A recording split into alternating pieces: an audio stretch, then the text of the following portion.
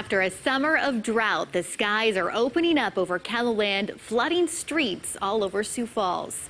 Good evening. Thanks for joining us tonight. I'm Bridget Bennett. The rain is still falling all over southeastern KELOLAND, quickly filling up several intersections around town.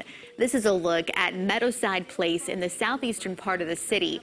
Sioux Falls emergency manager says fire rescue have had to go and rescue people from 2 stalled vehicles. They've had reports of about 20 other stalled vehicles around town.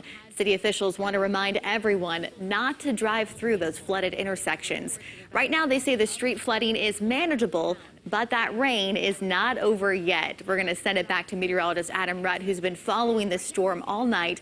Adam, any end in sight? The short answer is yes. Eventually, there is an end in sight, but it's going to take a little bit to get here. Behind me, you can see KELOLAND Live Doppler HD radar. You can see where we still have that rain very much in place, right over southeastern portions of South Dakota, including the Sioux Falls area, where we have a flash flood warning in effect for about another hour. Even Minnesota has seen rainfall rates upward of 3 to 6 inches per hour. And that is exactly what we're talking about. That slug of rain moving to the east by northeast. Once this gets out of here, we just have light showers on the back edge. Then we finally get the chance to dry out. But until we get to that point, we are going to be stuck with this for a little while longer. So please continue to exercise caution if you absolutely must be out and about for whatever reason. Here's a look downtown, 70 with a southerly breeze at 10 miles per hour. But what really tells the story is our view of Falls Park, and it has just been swollen with nothing but just excessive amounts of rain